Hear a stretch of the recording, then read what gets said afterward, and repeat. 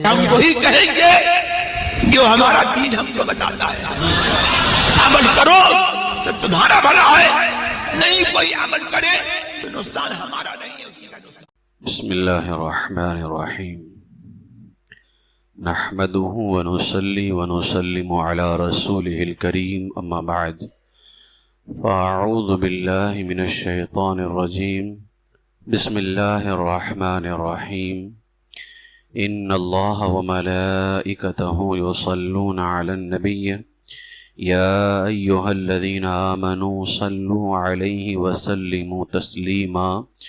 اللہم صل علی سیدنا ومولانا محمد وبارک وسلم صلاة وسلاما علیک یا سیدی یا رسول اللہ صلی اللہ تعالی علیہ وسلم.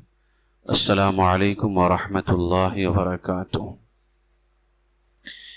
ایک مرتبہ اور دروشی پڑھ لیجیے. صلی اللہ علی النبی الامی وآلہ صلی اللہ علیہ وسلم صلاة وسلاما علیک یا رسول اللہ صلی اللہ تعالی علیہ وسلم. اللہ تبارک و تعالی نے قرآن مقدس میں فرمایا احل اللہ البیع وحرم الربا. اللہ تبارک و تعالی نے بیع کو یعنی لین دین کو، خریدنے اور بیچنے کو، جس کو ہمارے یہاں بزنس بھی کہتے ہیں، ٹریڈ، تجارت، اللہ تبارک و تعالیٰ نے اس کو حلال فرمایا ہے اور سود کو اللہ نے حرام کیا ہے. تجارت کرنا یہ انبیاء کرام علیہم السلام کی سنت ہے اور بے شمار انبیاء کرام نے تجارت فرمائی ہے، اور احادیث طیبہ میں اس کے بے شمار فضائل بھی موجود ہیں.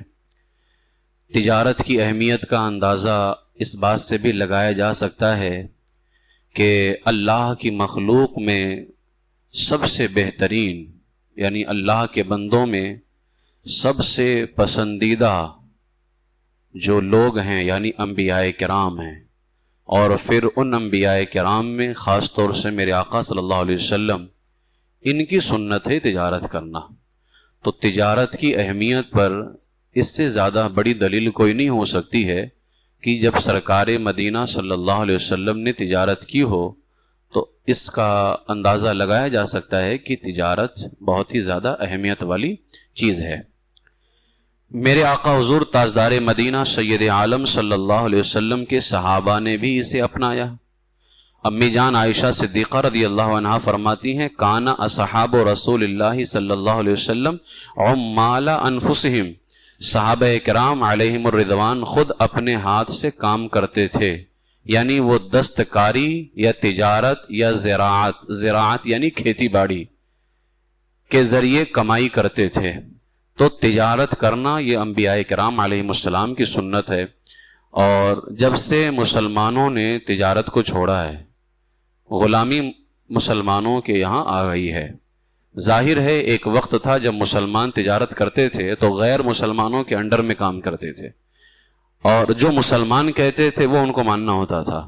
لیکن جب سے مسلمانوں نے تجارت چھوڑی ہے اب حال یہ ہے کہ ہم غیروں کے یہاں کام کرتے. اس کا سب سے بڑا نقصان ہمارے دین کو ہوا ہے. آپ دیکھ لیں، غیر کہیں گے نماز پڑھ سکتے ہیں تو آپ پڑھیں گے، وہ کہیں گے کہ کام کے وقت میں آپ کو نماز کی چھٹی نہیں مل سکتی ہے، اب آپ کو کاروبار بچانے کے لیے نماز چھوڑنا ہے.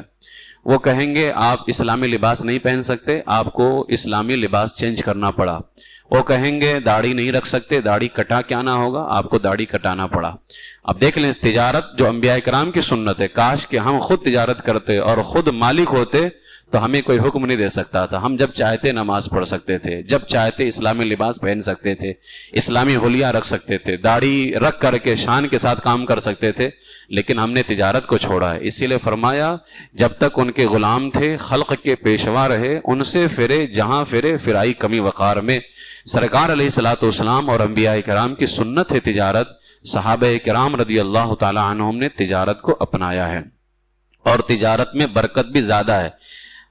میرے آقا سید عالم صلی اللہ علیہ وسلم کے ایک صحابی ہیں حضرت سیدنا صخر بن وداع غامدی رضی اللہ عنہ، یہ بیان کرتے ہیں کہ حضور علیہ السلام نے ایک مرتبہ یہ دعا کی، اللہم بارک لامتی فی بکورہا، اے اللہ میری امت کے صبح کے کاموں میں برکت عطا فرما۔ صبح کے وقت میں برکت بہت زیادہ ہوتی ہے، اور ایک حدیث پاک میں حضور سید عالم صلی اللہ علیہ وسلم نے فرمایا صبح سویرے رزق کی تلاش میں نکلا کرو، کیونکہ صبح کا وقت برکت اور کامیابی کا وقت ہے۔ تو صبح کے وقت کو کامیابی اور برکت کا وقت قرار دیا گیا۔ نبی رحمت صلی اللہ علیہ وسلم دعا فرماتے ہیں، اور خود حضور علیہ الصلوۃ والسلام کسی کام کا ارادہ فرماتے تو صبح کے وقت فرمایا کرتے تھے۔ لشکر کی تیاری کرنی ہو تو صبح کے وقت میں کرتے تھے، جہاد کے لیے صحابہ کو روانہ کرنا ہے تو صبح کے وقت کرتے تھے۔ خود ہمارے آقا علیہ السلام کو اگر سفر پہ نکلنا ہوتا تو آپ صبح کے وقت میں سفر پہ نکلا کرتے تھے۔ اللہ کے رسول علیہ الصلوۃ والسلام کی اس دعا سے اندازہ لگایا جا سکتا ہے کہ سرکار علیہ الصلوۃ والسلام کی اس حدیث پاک کی تشریح کرتے ہوئے مفتی احمد یارخان فرماتے ہیں، یعنی اے اللہ میری امت کے تمام دینی اور دنیاوی کاموں میں برکت دے، وہ کام جو میری امت صبح سویرے کیا کرے، جیسے سفر پہ نکلنا ہے، علم کو طلب کرنا ہے، علم دین حاصل کرنا ہے، تجارت کرنا ہے، اس طرح کے جو ہے تمام اوقات میں سب سے زیادہ برکت والا وقت جو ہے یہ صبح کا وقت ہے۔ ایک اور حدیث پاک میں میرے آقا علیہ الصلوۃ والسلام نے صبح کے وقت کام کرنے کی ترغیب دلائی اور فرمایا صبح کے وقت میں رزق حاصل کیا کرو، اس میں برکت زیادہ ہوتی ہے۔ ہمارے یہاں تو فجر پڑھتے ہیں بہت زیادہ لوگ، تو سو جاتے ہیں فجر پڑھ کر کے، خاص طور سے عورتیں، وہ فجر کے بعد جاگنا ان کے لیے یوں محسوس ہوتا ہے کہ عیب ہے، یعنی اگر عورتیں فجر کے بعد جاگیں گی تو کسی بڑی بیماری کے اندر مبتلا ہو جائیں گی۔ عورتیں فجر کے بعد سونے کو اپنے لیے بہت ہی زیادہ بہتر سمجھتی ہیں، جبکہ حضرت امی جان سیدہ جو ہے فاطمۃ الزہرا رضی اللہ عنہا اور اسی طریقے سے دیگر خواتین سے مروی ہے، امی جان فرماتی ہیں کہ ایک مرتبہ حضور میرے یہاں فجر کے بعد تشریف لائے، اور یہ روایت سیدہ خاتون جنت رضی اللہ تعالیٰ عنہا سے بھی مروی ہے۔ فرماتی ہے ایک مرتبہ حضور میرے یہاں فجر کے بعد تشریف لائے تو دیکھا میں آرام کر رہی ہوں، تو مجھے اٹھا کر کے سرکار نے نصیحت فرمائی، اے میری بیٹی کھڑی ہو جاؤ، رزق کی تقسیم کے وقت اپنے رب کی بارگاہ میں حاضر رہو اور غفلت والوں میں سے نہ بنو، بے شک اللہ طلوع فجر سے، یعنی جب سے فجر کا وقت شروع ہوتا ہے اس وقت سے لے کر کے سورج نکلنے کے وقت تک اللہ زمین والوں کے درمیان رزق تقسیم فرماتا ہے، اس لیے اس وقت مت سویا کرو۔ سرکار علیہ الصلوۃ والسلام نے اپنی بیٹی کو اٹھایا، اور ایک روایت میں ہے کہ نماز فجر سے لے کر کے سورج طلوع ہونے تک اپنے رزق کی تلاش سے مت سویا کرو۔ حضرت انس رضی اللہ تعالیٰ عنہ سے اس حدیث کی وضاحت پوچھی گئی تو آپ نے فرمایا 70 مرتبہ سبحان اللہ، اللہ اکبر اور استغفر اللہ پڑھا جائے تو اس وقت رزق ملتا ہے، یعنی 70 مرتبہ سبحان اللہ، 70 مرتبہ اللہ اکبر، 70 مرتبہ استغفر اللہ، کیونکہ اب ظاہر سی بات ہے سورج فجر کا وقت شروع ہونے سے لے کر کے سورج نکلنے تک کوئی اس درمیان تو دکان کھولے گا نہیں، بہت زیادہ کھولے گا تو سورج نکلنے کے بعد میں دکان کھول سکتا ہے، تو اس وقت ہمیں رزق میں برکت کے لیے کیا کرنا ہے؟ تو حضرت انس فرماتے ہیں 70 مرتبہ سبحان اللہ پڑھو، 70 مرتبہ استغفر اللہ پڑھو اور 70 مرتبہ اللہ اکبر پڑھو، تو تم اگر سورج کے نکلنے کے بعد بھی رزق کے لیے نکلو گے تو اللہ تبارک و تعالیٰ اس میں برکت پیدا فرمائے گا۔ صبح کا وقت بہت زیادہ برکت والا ہوتا ہے، اور صحابہ کرام رضی اللہ تعالی عنہم اسی وقت میں تجارت فرمایا کرتے تھے۔ وہ جس حدیث کو حضرت سیدنا صخر بن وداع نے بیان کیا ہے کہ سرکار فرماتے ہیں اے اللہ میری امت کے صبح کے کاموں میں برکت عطا فرما، یہ بہت بڑے تاجر تھے۔ اب میں کچھ واقعات صحابہ کرام رضی اللہ عنہم کے تجارت کے حوالے سے بیان کرتا ہوں تاکہ ہماری رغبت، ہمارا میلان تجارت کی طرف بڑھے۔ حضرت سیدنا صخر بن وداع رضی اللہ تعالیٰ عنہ یہ تاجر تھے، اور اپنا مال، تاجر سمجھتے ہیں نا بزنس مین، تو یہ اپنا مال تجارت کے جو ہے اپنا جو مال تجارت ہوتا تھا دن کے شروع حصے میں یعنی صبح کے وقت میں سفر پر بھیجا کرتے تھے۔ اس کی برکت یہ ہوئی کہ سرکار نے فرمایا تھا کہ اللہ میری امت کے صبح کے کاموں میں برکت عطا فرما، اور اس حدیث کو انہوں نے ہی بیان کیا ہے۔ تو اب انہوں نے ایسا عمل کیا کہ اپنا مال تجارت جو بزنس کا مال ہوتا تھا اس کو صبح کے وقت بھیجا کرتے تھے، اور اس کی برکت یہ ہوئی کہ آپ بہت امیر ہو گئے اور آپ کا مال اتنا بڑھ گیا کہ آپ کو سمجھ نہیں آتا تھا کہ مال رکھوں کہاں پہ، اتنی زیادہ برکت ہوئی صرف اپنا مال صبح کے وقت میں بھیجنے کی بنیاد پر۔ حضرت علامہ مظہر فرماتے ہیں دن کے ابتدائی حصے میں سفر کرنا سنت ہے، اور سیدنا صخر اس سنت کی رعایت کرتے تھے، تو اس سنت پر عمل کرنے کی برکت سے آپ کا مال بہت زیادہ ہو گیا، کیونکہ سرکار کی دعا اللہ کی بارگاہ میں ضرور مقبول ہے۔ اور سرکار علیہ السلام نے دعا فرمائی ہے کہ اللہ میری امت کے صبح کے کاموں میں برکت عطا فرما۔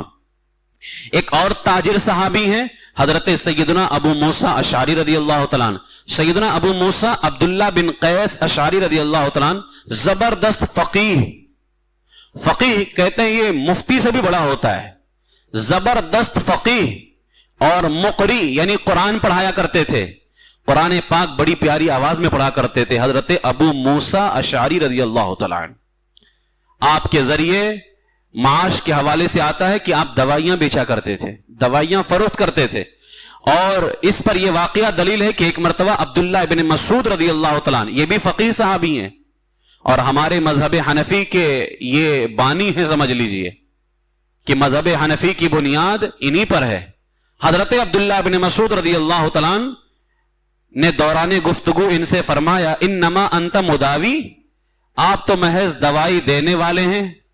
علامہ ابن ابی زمنین محمد بن عبداللہ مری نے حضرت سیدنا عبداللہ ابن مسعود کی اس بات کی وضاحت میں فرمایا کانا یبیع العقاقیر، یعنی سیدنا ابو موسیٰ اشعری ادویات بیچا کرتے تھے، یعنی حضرت ابو موسیٰ اشعری رضی اللہ تعالیٰ عنہ کا کاروبار کیا تھا؟ دوائیاں بیچنا، دوائیاں فروخت کرنا، جبکہ بہت بڑے فقیہ ہیں، بہت بڑے قاری ہیں، قرآن پاک بہترین انداز میں تلاوت کرتے ہیں۔ اسی طریقے سے سیدنا سعد بن عائذ المؤذن رضی اللہ تعالیٰ عنہ تجارت کرنے والے صحابہ میں یہ حضرت عمار ابن یاسر کے آزاد کردہ غلام ہیں۔ حضرت سیدنا سعد بن عائذ رضی اللہ تعالیٰ عنہ یہ سرکار عمار ابن یاسر رضی اللہ تعالیٰ عنہ کے آزاد کردہ غلام ہیں۔ نبی پاک علیہ السلام نے آپ کو مسجد قباء کا مؤذن بنایا تھا، مسجد قباء جو مدینہ شریف کے پاس ہے، اسلام کی پہلی مسجد، مسجد قباء، اس کا مؤذن بنایا تھا، اسی لیے ان کو کہتے ہیں سعد بن عائذ المؤذن، سرکار نے مسجد قباء کا مؤذن بنایا تھا۔ پھر جب سیدنا صدیق اکبر خلیفہ بنے اور حضرت بلال نے اذان دینا چھوڑ دی تو حضرت سیدنا ابو بکر نے سعد بن عائذ کو مسجد نبوی کا مؤذن بنا دیا۔ پہلے مسجد قباء کے مؤذن تھے، پھر صدیق اکبر نے ان کو مسجد نبوی کا مؤذن بنایا۔ چنانچہ آپ اپنے وصال تک حضرت سعد بن عائذ رضی اللہ تعالیٰ عنہ جب تک دنیا میں حیات کے اندر رہے مسجد نبوی میں اذان دیتے رہے، اور آپ کے بعد آپ کے بیٹوں نے بھی اذان دینے کی ذمہ داری نبھائی مسجد نبوی کے اندر۔ اب ان کے بارے میں یہ باتیں سن لی ہیں، اب ذرا ان کا ذریعہ معاش دیکھیں، یہ تجارت کیا کرتے تھے۔ حضرت سیدنا سعد بن عائذ کے ذریعے آمدنی کے حوالے سے آتا ہے کہ آپ قرض درخت کے پتوں کی تجارت کرتے تھے۔ قرض کیا ہوتا ہے؟ قاف را اور ضا، پا کے بعد جو ضا آتا ہے وہ قرض۔ یہ ہمارے یہاں جو قرض ہوتا ہے نا وہ نہیں سمجھنا، ایک دوسرے سے جو لیتے ہیں قرض، وہ یہ نہیں ہے، یہ قرض ہے، قاف را ضا قرض۔ قرض کس کو کہتے ہیں؟ قرض جو ہے کیکر کی طرح کا ایک درخت ہوتا ہے جس کے پتوں سے چمڑے کو سکھایا جاتا ہے، یعنی ایک درخت ہے اس کے پتوں سے چمڑے کو سکھایا جاتا ہے۔ حضرت سیدنا سعد بن عائذ رضی اللہ تعالیٰ عنہ آپ نے ایک مرتبہ حضور کی بارگاہ میں اپنی تنگ دستی کی شکایت کی۔ اب ان کا کاروبار کس چیز کا تھا؟ درخت کے اس پتے کا تھا جس پتے سے چمڑے کو سکھایا جاتا تھا، ٹھیک ہے، یہ اس پتے کا کاروبار کیا کرتے تھے۔ ایک مرتبہ انہوں نے سرکار کی بارگاہ میں شکایت کی، یا رسول اللہ میں بہت تنگ دست ہوں، تو حضور علیہ السلام نے آپ کو تجارت کرنے کا حکم دیا۔ اب آپ اندازہ لگائیں، سرکار نہیں ہے فرمایا کسی کے ہاں کام کر لو، کسی صحابی کے ہاں کام کر لیتے تو کوئی صحابی ان کا حق تھوڑی مارتا، حق پورا کا پورا ملتا، لیکن سرکار نے فرمایا تجارت کرو۔ آپ بازار گئے اور قرض کے پتے، وہی درخت کے پتے جس سے چمڑے کو سکھایا جاتا ہے، اس کے پتے خرید کر کے انہیں بیچا، جس سے آپ کو پروفٹ ہوا۔ پہلے یہ کچھ کام کرتے تھے تو اس میں فائدہ نہیں ہوتا تھا، سرکار نے فرمایا جاؤ کرو۔ آپ گئے اور ان درخت کے پتوں کو لیا، اس کو بیچا، پروفٹ ہوا۔ آپ نے اس بات کا ذکر سرکار مدینہ سے کیا، یا رسول اللہ میں نے خریدا اور بیچا، مجھے بڑا فائدہ ہوا۔ تو हुजूर अलैहिस्सलाम ने आपको इसकी तिजारत के साथ वाबस्ता रहने का हुक्म दिया और फरमाया तुम इसकी तिजारत अब किया करो। इसी वजह से आपको सादुल कर्ज भी कहा जाता है, क्योंकि आप जब भी किसी चीज की तिजारत करते उसमें जो है आपको नुकसान होता, फिर जब सरकार के कहने पर आपने कर्ज की तिजारत शुरू कर दी, उसके अंदर आपको फायदा हो गया, लिहाजा आपने इस तिजारत को लाजिम पकड़ा और आपको सादुल कर्ज कहा जाने लगा। यानी सरकार अलैहिस्सलाम ने इस तिजारत को पकड़ने का हुक्म अता फरमाया था। तो देखें, ये सहाबी पहले तंगदस्त थे, लेकिन जब इन्होंने तिजारत की, बिजनेस की, अल्लाह तबारक व तआला ने कामयाबी अता फरमाई। एक सहाबी हैं सैयदना मिक़दाम बिन मादी करब रदी अल्लाह तआला। मिक़दाम बिन मादी करब रदी अल्लाह तआला के बारे में आता है कि आपका दूध का कारोबार था। मुस्नद इमाम अहमद इब्न हंबल में है, आपकी एक कनीज थी जो दूध बेचा करती थी और उसकी कीमत आप लिया करते थे। आपसे किसी ने कहा सुभान अल्लाह, आप दूध बेचते हैं और उसकी कीमत लेते हैं। गोया कि उसने तिजारत को हिकारत की नजर से देखा कि आप सहाबी हैं और आप तिजारत करते हैं, दूध बेचते हैं, उसकी कीमत लेते हैं। तो आपने जवाब दिया, हां मैं ये काम करता हूं और इसमें हर्ज क्या है, इसमें नुकसान क्या है, इसमें ऐब क्या है। मैंने रसूल पाक को फरमाते हुए सुना है कि लोगों पर एक जमाना ऐसा आएगा जिसमें सिवाय दिरहमो दिनार की कोई चीज फायदा नहीं देगी। यानी उस वक्त अगर कोई चीज फायदा देगी तो दिरहमो दिनार देगी। इसी को आला हजरत अलैहि रहमा ने फतावा रज़विया शरीफ के अंदर लिखा है कि दीन का काम भी कयामत के करीब दिरहमो दिनार से चलेगा। जाहिर सी बात है, हजरत सुफियान सौरी फरमाते हैं कि अगर हमारे पास माल ना हो तो ये जाहिल हमें रुमाल की तरह इस्तेमाल करेंगे। जाहिर सी बात है, कितने ऐसे इस वक्त मौलवी हैं जिन्होंने मालो दौलत के चक्कर में अपने दीन का सौदा कर लिया है। तो काश कि उनके पास में माल होता तो वो अपने दीन का सौदा नहीं करते हो। तिजारत, अब देखें सहाबे किराम, हजरत मिक़दाम बिन मादी करब रदी अल्लाह तआला अन्हु को यह ताना दिया गया कि आप सहाबी हैं और दूध बेचते हैं, पैसे लेते हैं। आज यही ताना उलमा को भी दिया जाता है। कोई आलिम दीन अगर तिजारत कर ले तो उसको इतनी गिरी हुई नजर से लोग देखते हैं, हमारी कौम, ऐसा लगता है कि उसने चोरी कर ली है या कहीं पे डाका डाल दिया है। सहाबे किराम से ज्यादा बड़ा आलिम कौन हो सकता है? सहाबे किराम जिन्होंने सीने मुस्तफा से डायरेक्ट इल्म हासिल किया है, उनसे बड़ा कोई आलिम मुफ्ती हो सकता है? लेकिन आज अगर कोई आलिम किसी दुकान पे बैठ जाए तो हमारी कौम कहती, अरे हजरत दुकान पे बैठे हुए थे, ऐसा लगता है जिना के अड्डे पे बैठे हुए थे। हमारी अवाम को भी तिजारत करनी चाहिए और हमारे उलमा को भी तिजारत करनी चाहिए। तिजारत नबी करीम अलैहिस्सलाम की अजीम सुन्नत है, अंबिया की सुन्नत है, सहाबा की सुन्नत है। और बड़े बड़े किबार सहाबा, अजीम सहाबा, फकीह सहाबा, मुफ्ती सहाबा जो अपना जवाब नहीं रखते हैं, और सहाबा में भी उनका बड़ा मकाम है। क्या सिद्दीक अकबर ने तिजारत नहीं की? फारूक आजम ने तिजारत नहीं की? उस्मान गनी ने तिजारत नहीं की? इंशाअल्लाह ताला अब जो मेरा सिलसिला चलेगा वो सहाबे किराम, तिजारत करने वाले सहाबे किराम रज़ी अल्लाह तआला अन्हुम, इस हवाले से बेशुमार वाकयात इंशाअल्लाह ताला मैं सिर्फ इसी वजह से पेश करना चाहता हूं ताकि मुझे सुनने वाले अपने आप को एम्प्लॉयज से निकालें, नौकरी से निकालें। अगर आपके पास इतना माल नहीं है कि आप तिजारत कर सकते हैं, कहीं पर आप कुछ दिन के लिए टेम्पररी जो है आप एम्प्लॉय कीजिए, वहां पे नौकरी कीजिए। आपके पास में इतना सेविंग हो जाए, सेविंग करते रहिए, ठीक है, सेविंग करते रहिए। इतना आप सेविंग कर लें कि कोई छोटा सा कारोबार, आप छोटा सा कारोबार कर लीजिए, यकीन जाने उसमें आपके लिए राहत भी होगी और बरकत भी होगी। तिजारत में बरकत का वादा सरकार अलैहिस्सलाम ने फरमाया, इसीलिए हमारे उलमा फरमाते हैं नौकरी के अंदर 1 हिस्सा बरकत है और तिजारत के अंदर 9 हिस्सा बरकत है। आप अंदाजा ही नहीं लगा सकते कि तिजारत के अंदर कितनी ज्यादा बरकत है। इस वजह से अगर शुरुआती मामलात हमारे कुछ ठीक नहीं है, आप कहीं पर कुछ दिनों के लिए आर्जी तौर पर टेम्पोररी जो है नौकरी कीजिए, लेकिन आप इतना सेविंग कर लें कि आप छोटा सा कोई कारोबार कर सकते हैं। तो हमारी अवाम को और हमारे उलमा को सबको तिजारत की तरफ अपने आप को माइल करना चाहिए। तिजारत ये मुसलमानों की शान है, ताकि हम ताजिर रहें और हमारे नीचे गैर काम करें। जब से हमने अंबिया किराम की इस सुन्नत को छोड़ा है, हम दूसरों के हाथों के नीचे काम करते हैं। दूसरा चाहता है तो हमें दीन पे अमल करने देता है, चाहता है तो नहीं करने देता है। अब जाहिर है कारोबार बचाने के लिए हम क्या करेंगे? यही होता है कि ठीक है नमाज नहीं पढ़ते हैं, दाढ़ी कटा देते हैं, इस्लामी लिबास छोड़ देते हैं, वो जो कहता है حتیٰ کہ کتنے ایسے نوکری کرنے والے ہیں جو غیروں کے فنکشن میں انہیں جانا پڑتا ہے کہ باس نے بلایا ہے، ان کے دیوالی، ان کے ہولی، اس طرح کے ان کے فنکشن کے اندر نعوذ باللہ من ذالک وہاں جا کر کے اس کو سیلیبریٹ کرتے ہیں۔ کافروں کی محفلوں کو سیلیبریٹ کرنا کیا ہے؟ یہ بھی تو کفر ہے، یہ بھی تو کفر ہے۔ ہولی یا دیوالی کی مبارکباد دینا کیا ہے یہ؟ لیکن کرتے ہیں کیوں؟ کاروبار کو بچانا ہے۔